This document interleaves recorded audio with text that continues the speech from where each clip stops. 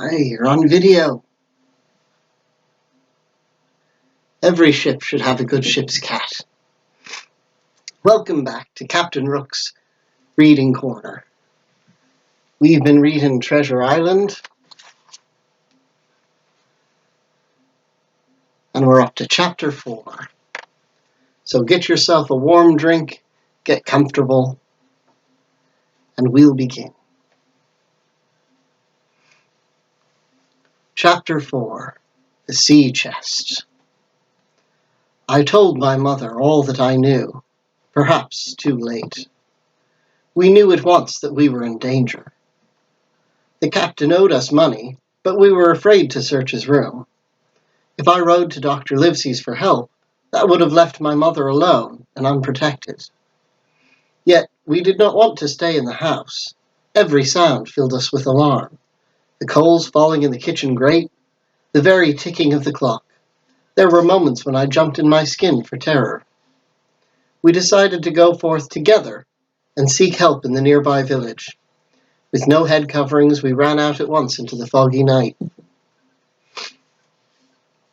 I was cheered to see the yellow candlelight in the windows of the village. That was the only cheer that we were to feel. No soul would return with us to the Admiral Benbow.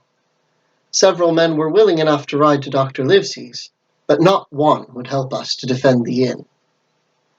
My mother made them a speech. If none of the rest of you dare, Jim and I dare. Back we will go the way we came, and small thanks to you, you big hulking chicken-hearted men. We'll have that chest open if we die for it. I'll have the money that's owed to us. Here's his mother giving him a piece what for. Someone gave me a loaded pistol in case we were attacked. One lady let us borrow a bag for the money, if we found any. One lad was to ride to the doctor's in search of help, but that was all that came of our trip to the village. We slipped back along the hedges, noiseless and swift.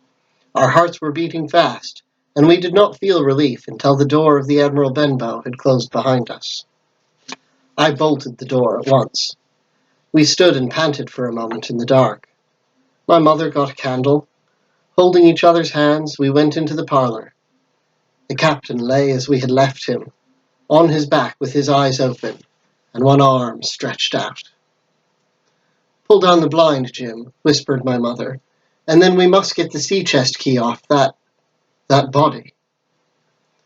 On the floor, close to the captain's hand, was a little round paper blackened on one side. It was the black spot.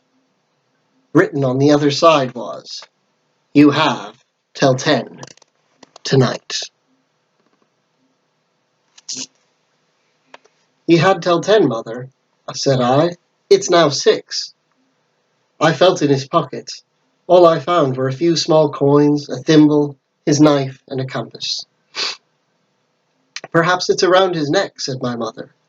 There, sure enough, we found the key.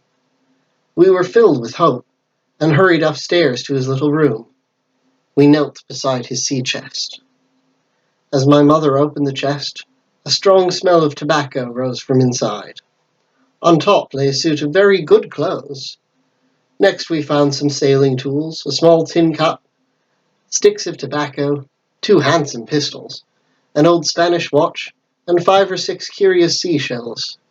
These all lay on top of an old boat cloak, white with sea salt.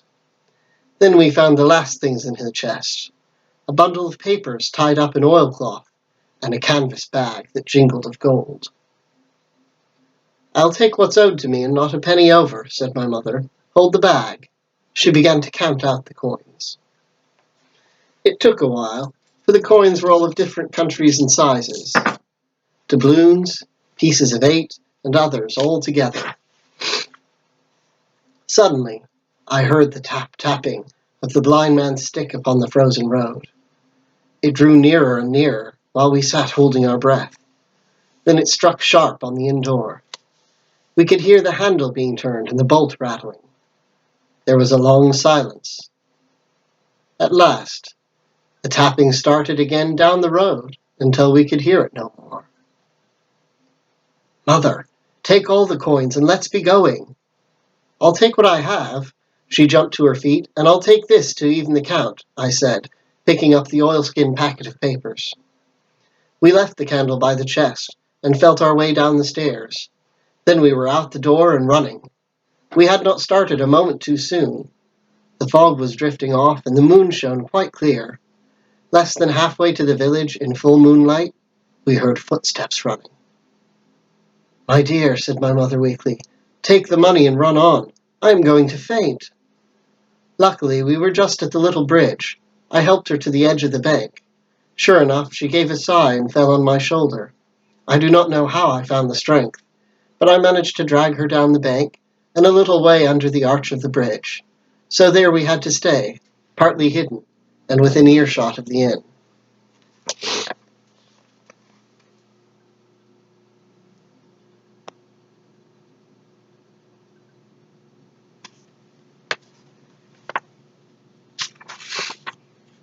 My curiosity was stronger than my fear.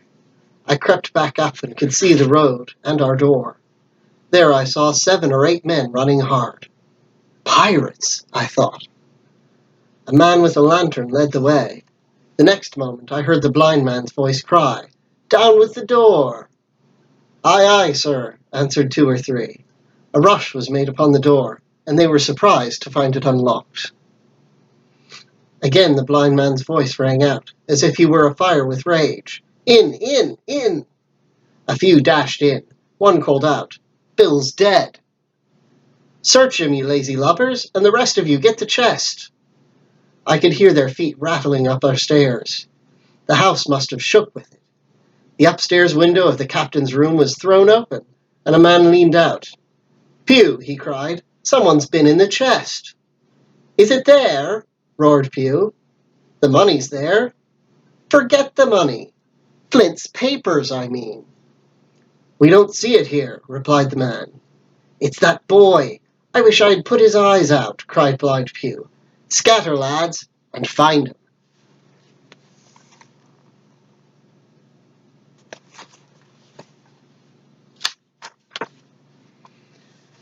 I could hear the sounds of the house being searched and torn apart. Then from over the hill came a distant whistle. "There's the signal," said one. "We'll have to move, mates." "Move, my eye!" cried Pew. "That boy can't be far. Scatter and look, dogs. Oh, shiver my soul," he cried, "if I had eyes." "Hang it, Pew, we've got the gold," growled one. "They might have hid the thing," said another. "Take the gold, Pew. Don't stand here storming." While they quarrelled, another sound came from the top of the hill, the tramp of horses galloping and a pistol shot. The pirates turned at once and ran in every direction. No one remained but Pew, tapping up and down the road, calling out, "Johnny, Black Dog, Dirk, you won't leave old Pew, mates, not old Pew." Just then 4 or 5 riders swept at full gallop down the hill. Pew turned with a scream and rolled into the ditch. He was on his feet again in a second and made another dash, but he was so confused he ran and fell right under the nearest horse. The rider tried to save him, but it was too late. Down went Pew with a cry that rang high into the night. He fell on his side, then gently rolled face down and moved no more. I called out and soon saw who the riders were. One was the boy who had gone from the village to Dr. Livesey's. The rest were officers on their way to investigate a ship docked in Kit's Hole. Pew was dead, stone dead. As for my mother, we carried her up to the village. A little cold water and smelling salts soon brought her back again. There we have Pew.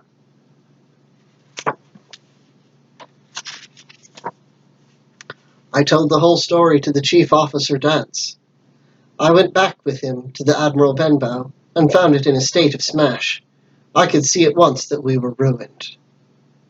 "They got the money, you say? Well then, Hawkins, what were they after? More money?" "No, sir. Not money, I think. In fact, sir, I believe I have the thing in my pocket. And to tell you the truth, I would like to get it somewhere safe. To Dr. Livesey's, I thought." "To be sure, boy, quite right," said he. "And I should report Mr. Pew's death to Dr. Livesey or Squire Trelawney. I'll take you along." I thanked him, and we walked back to the village where the horses were. I told me mother where I was off to. Then I got up behind one of the officers, and we began down the road to Dr. Livesey's. It is getting exciting now, isn't it? I'll be seeing you next time, when the action picks up even more.